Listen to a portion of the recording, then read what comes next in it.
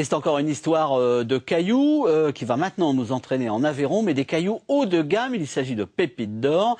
Il faut d'abord rappeler qu'il y a des rivières aurifères dans quasiment tous les départements de la région. Les orpailleurs viennent ici plus pour le plaisir de prospecter que pour faire fortune. Luc Tazelmati et Esmeralda Terpereau ont suivi quelques passionnés. C'est dans la vallée du Lot. Stéphane est de la Drôme, mais cette partie du lit du Lot, il la connaît comme sa poche. À 16 ans déjà, c'est ici qu'il a remué ses premières bâtées.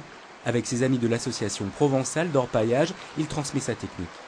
Je pousse comme ça, pour bien que le sable soit en suspension et que le lourd glisse le long de la paroi et soit au fond du cône.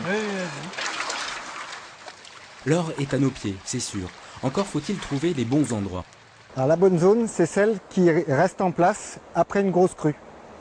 C'est-à-dire que le courant pousse les alluvions, tous les alluvions, et à l'endroit où il y a une rupture de courant, l'or va se déposer ici, parce que le courant ne sera pas suffisamment fort pour le pousser au-delà du relief.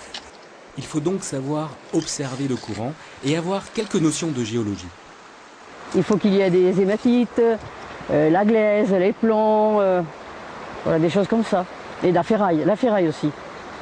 Voilà, quand on sait qu'on trouve tous ces ingrédients, on sait qu'on est bon. Voilà, c'est ça qui nous parle dans la rivière. Il faut savoir lire la rivière, comme on dit. Voilà, on cherche derrière les gros cailloux, pas devant. Ah, trouver de l'or. Un rêve de gosse, comme à l'époque où on se rêvait corsaire avec une carte au trésor. Mais ici, pas question de faire fortune, on est là juste pour le plaisir. C'est toujours la découverte au moment où, à la fin du pan, du lavage du pan, on découvre s'il y a quelques points, quelques paillettes. Et c'est ce moment-là qui a en fait vraiment du plaisir dans l'orpaillage.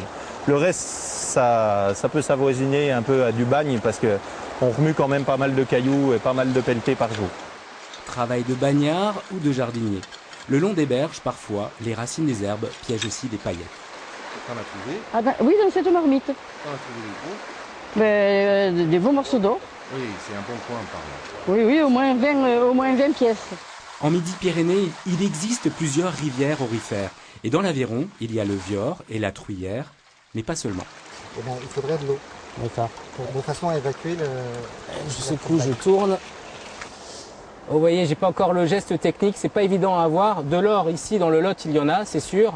Moi, je suis plus sûr de trouver la fraîcheur, les pieds dans l'eau.